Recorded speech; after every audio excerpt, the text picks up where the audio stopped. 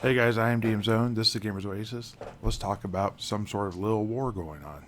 Okay, guys, so as I sort of hinted at the beginning of this, there's a thing called Little War, or more accurately, Little Wars. Little Wars was a book that was wrote by H.G. Wells in 1913. H.G. Wells is the novelist who wrote several other books. Alright, guys, so I'm going to go ahead and interrupt this real quick.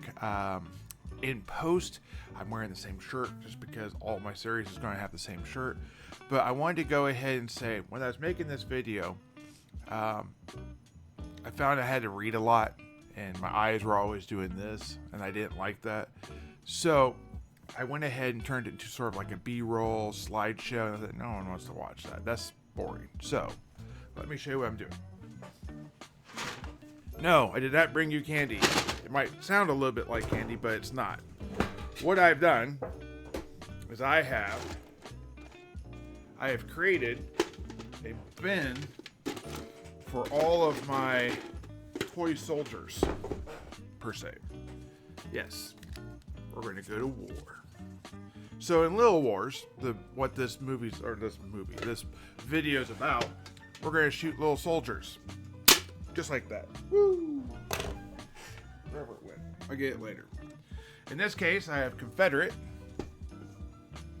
or Union, and Confederate. Perfect. You can kind of get the general idea. I'm going to go ahead and have a B-roll of me doing a little game of Little Wars in the background while I talk about Little Wars. So, make it through these first few slides since I've already done the work, and then enjoy the show. And if I get enough likes, enough people that are interested in it, I'll actually do a full bat rep type of thing, a battle report, talking about Little Wars and do a little campaign of like 400 points. All right, thank you. Hope you guys enjoy it. Talk to you guys later. Bye.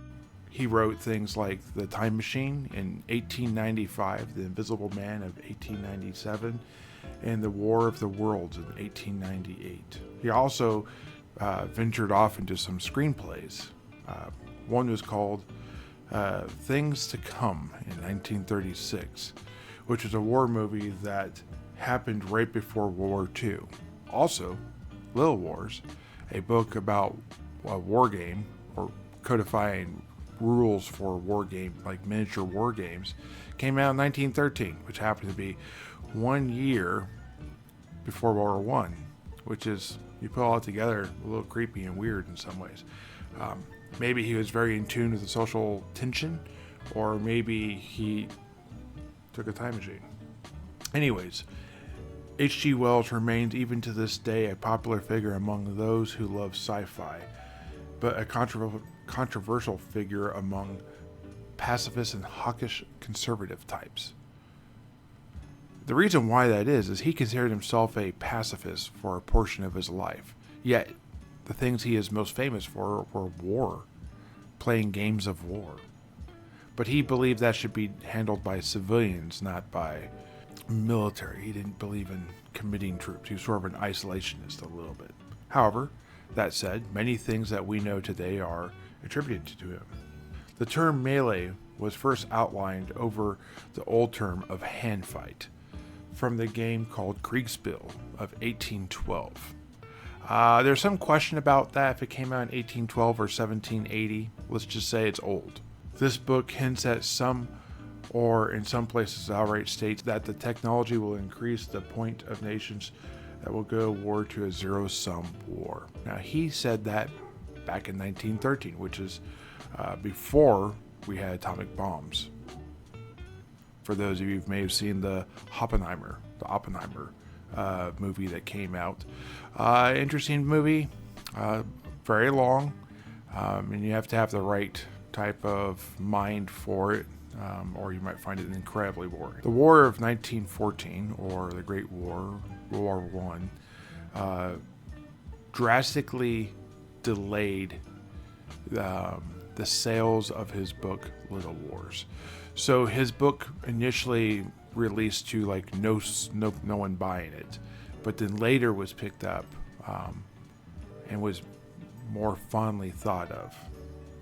He was quoted to say, "Not only are the masses of men and the material and suffering and the inconvenience too monstrously big for reason, but the available heads for it are too small. Those are a very fancy way to say what you're doing is stupid, I think. And there's no way you can understand all the pieces. He lovingly attributes all the pictures, basically in chapter 4, to ACW, who was Wells' second wife, named Amy Catherine Wells, or almost certainly Wells.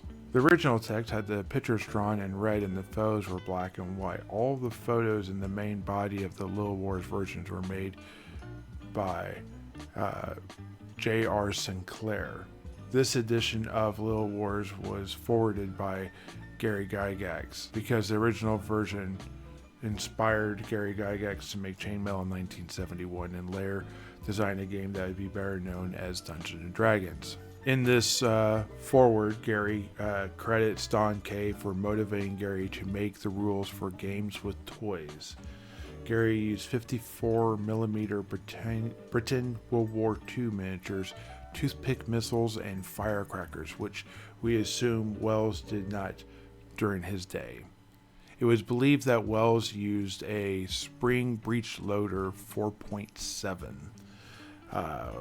in some sort of like needle gun type of thing with 10 soldiers. Gary expanded the rules beyond a coin flick and made it more complicated with rules for small arm and melee, but found out that there were already later versions of the game that Wells made with a lot of these rules in it. Gary said the concepts that he made after reading Little Wars book were things like catapults having burst radius that he would then use later in spells like Fireball. In the book Time Machine, subterranean races reinforced concepts like underground adventures, as did Jules Verne's Journey to the Center of Earth. There were several quotes that Wells said throughout the book that I thought were worth mentioning, one of which was, "Be noted in passing that there were prehistoric Little Wars. This is no new thing, no crude novelty, no thing tested by time." Wells referred to games being played during this time, during Queen Anne's time, as inaccurate records later in scale. He wondered if the Shanding rules were ever wrote down on paper. He also pondered if any such record still remains. Wells stated that at the beginning of the game he knew it was possible with the invention of the spring breech loader guns that hit soldiers 9 out of 10 times at a distance of 9 yards. Think about that, a battlefield of over 9 yards. Wells stated that the one used in England at the time was called the 4.7 gun, which fired wooden cylinders about an inch long and has a screw for adjustment for considering range. Wells referred to the early games with encyclopedias for hills, the soldiers moving a foot and the cavalry moving 2 foot, and all units in an army moving at one time. The players would use these 4.7 guns to aim at anything exposed.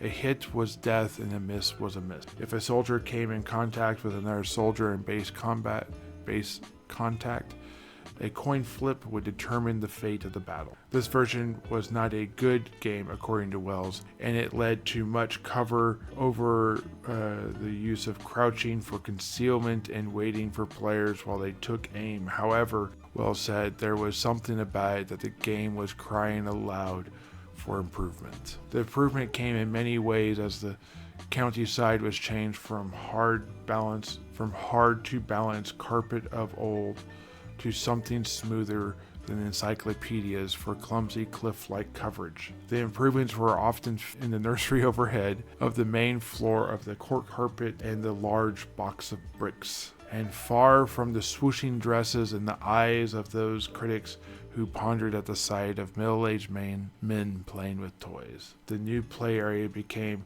thick boards stacked up upon another, holes drilled to allow sticks to be placed up to 7 inches tall.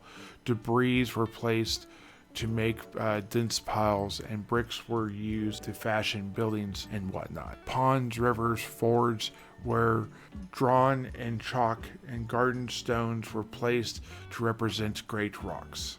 To further reach for a perfect game, cut bent paper with gum was used as glue to make walls and better, more realistic buildings. Paint was used to add even more details onto those papers, like doors, windows, and rain pipes, or plants creeping over the side of a ruined wall.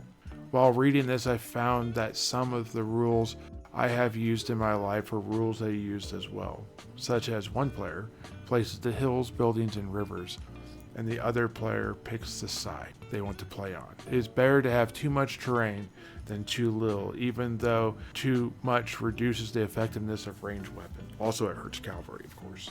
These early games ran into exactly the same problems we do now. House and outbuildings that you can go into complicate the game. Disturbed objects are an issue. The tedium and dispute possibilities, the deadlocks, were even common in those days as they are today. The way they dealt with this is to have each man brave and skillful as the next. They would for sure kill each other if they came into contact with each other. They found this placed strategy higher than priority. So what they're basically saying is, if all troops are exactly the same, my orc would not die to your goblin. This also led to further rules, like needing 6 soldiers around a gun within 6 inches to be able to fire it. Guns could also not both move and shoot in the same turn, although guns could move as far as a man or a cavalry, so 1 or 2 feet in a turn. Wells had 2 friends that he referred to as Mr. M and Captain M, and they served in World War I. This was changed from 6 soldiers within 6 inches of a gun to 4 soldiers within 6 inches of a gun. And instead of a single soldier moving a gun, it took 4 soldiers now. Also, rules like soldiers needed to stand. No longer could the gun stand out of cover and the soldiers safely behind it, but they had to be touching the gun and had to be in the same cover as the gun. This made for a more lively game. The next thing they worked on was the tedium of time, as that was spent aiming and added to the clock of each of these. They found it faster paced to work a lot like war, with units being forgotten and not moved or shot. The first thought was 10 minutes, but it was reduced to 4 or 5 minutes per side. This moved the game further from chess and closer towards war. It was a different time. They would ask bystanders to keep time while they played, or they would not have non-moving players watch the clock with both 2-minute warning and a 30-second warning. They also changed how the game ended. Instead of fighting to a finish, they fought to some determined point. This meant in 1913 they were even using mission scenarios like we do today. They also changed how the game ends. Instead of fighting to a finish, they fought to some determined point, which means in 1913 they were using missions and scenarios like we do today. Although what the victory objectives were back then are not the same as they are today. However, they did not always do this, as sometimes they preferred just a good old brawl to the end. They started to add complications to the game, such as ammunition, supplies, but they found this unnecessary due to the scope of their brisk game. They did create simple rules for isolation. If they were less than half of its number within a move of an enemy soldier, they were considered isolated. Isolated soldiers could be captured if a larger group of soldiers came into contact with them. That is important later for scoring when they were doing scores. One of the things they sought to change was a more realistic elimination of cavalry charging a gun to disable it. But what they were facing was automatic capture due to the numbers, and now that they were isolated, the situation went through a complicated process, but in the end, they created rules for what they named melee. They either had a situation that was named Horatius Cochlus, after the Roman, that's probably very mispronounced, the Roman of the 6th century BC general, but they ended up abolishing that rule midway through. They are always pulling from history trying to get that, and I'm sorry if I mispronounced that name horribly. The rules for capturing enemy guns changed too. It went from having enemy guns disabled to being able to capture. Part of the problem they ran into early with this is that as units moved around the battlefield and the gun continuously being captured, it would just flop hands every turn because of the way the rules were wrote. There were also special rules for the positioning of the barrel.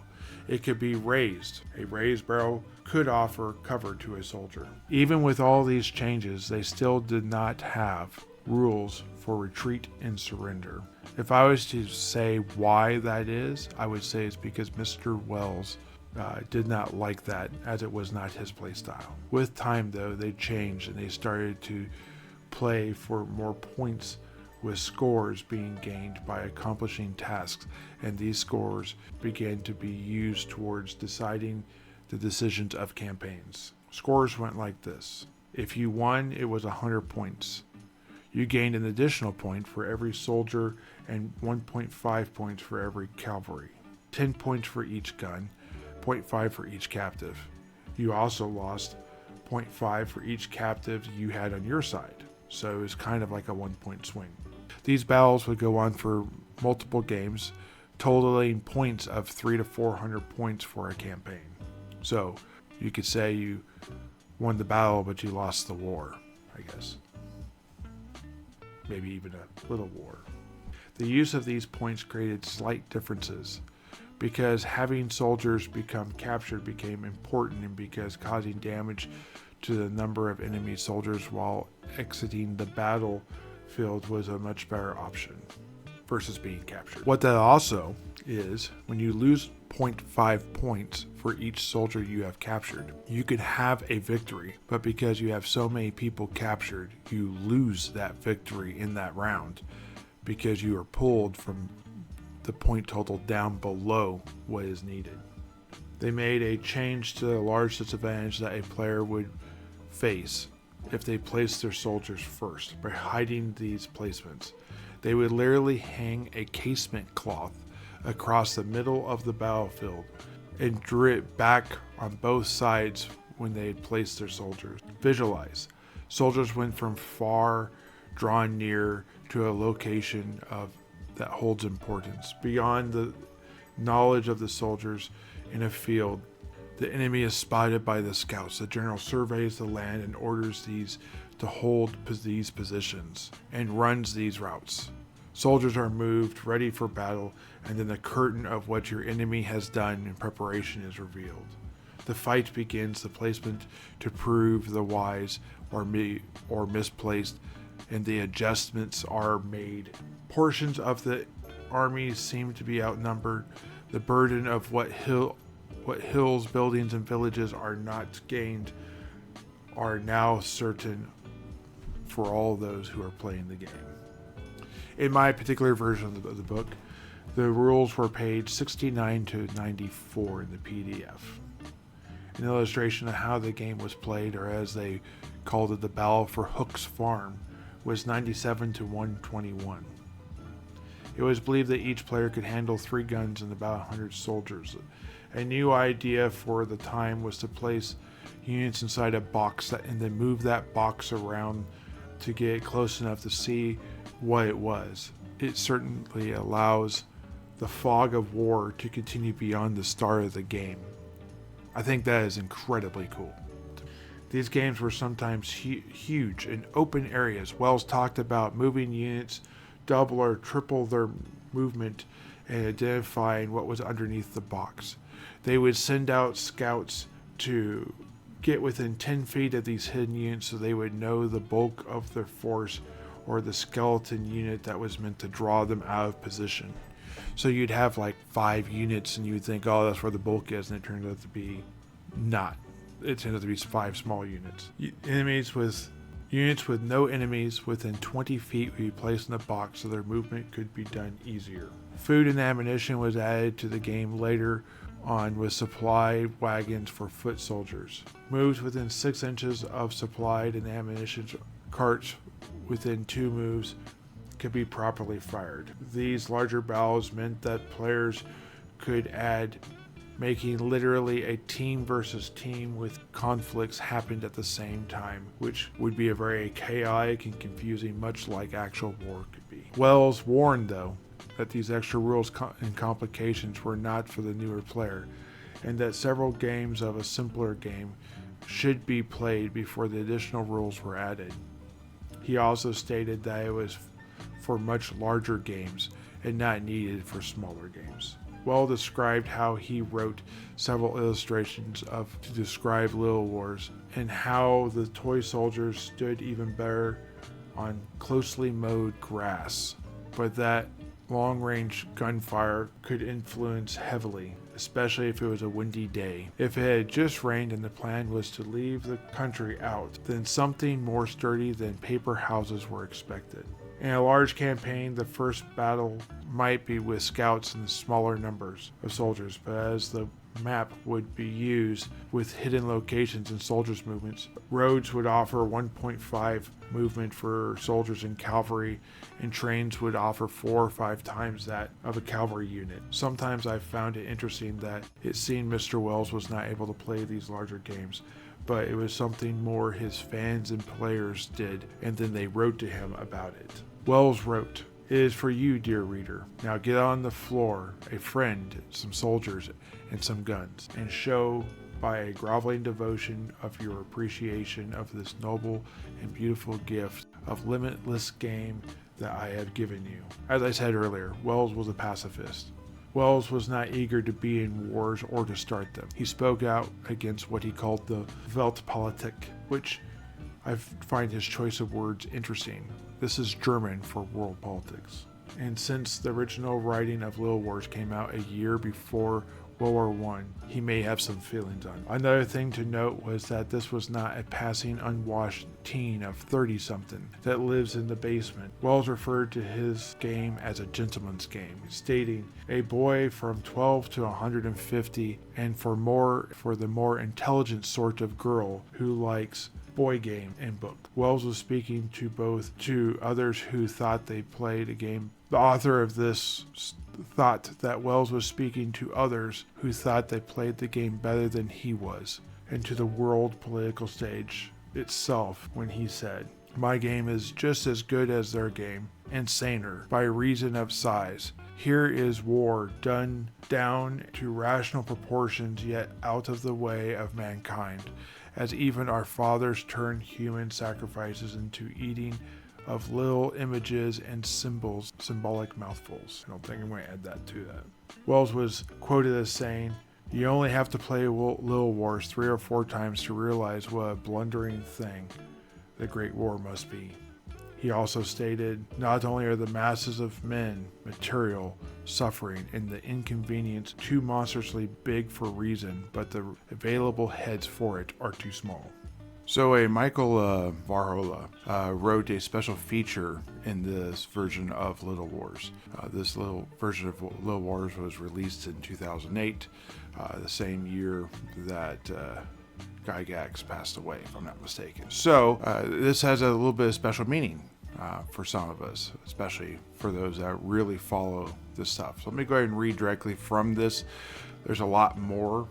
This is page 16 of the PDF. So there's a lot more to be said. A special feature of this version of Little Wars was forwarded by a wargaming giant, Gary Gygax, 1938 to 2008. A man whose expertise in the field was equaled only by his generosity of spirit, and his primary claim to fame is Dungeons & Dragons, a fantasy roleplay game which grew out of Chainmail, a medieval fantasy tabletop miniature rules that he published in 1971. Whether or not great minds think alike, they tend to have respect for each other's accomplishments. It should thus not be surprising to find that a great writer like Wells was a significant influence on the great game designer like Gygax. As he reveals in this foreword, his own contributions to our industry, not to mention his friendship, will be sorely missed.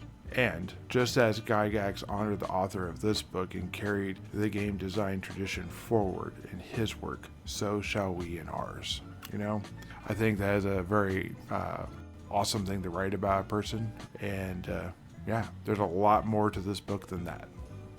Okay. Hey guys, thank you for watching this video. I appreciate it. If you want to see more like this, let me know down in the comments below. Also, distinguish between whether you want to see a Little Wars bat rep, me play Kriegspiel or talk about Kriegspiel, or both? Let me know what the engagement level of this is. Are you guys really interested in this? You just want me to get back to making more D&D videos. Thank you guys. Have a great day. Keep rolling those dice. Bye.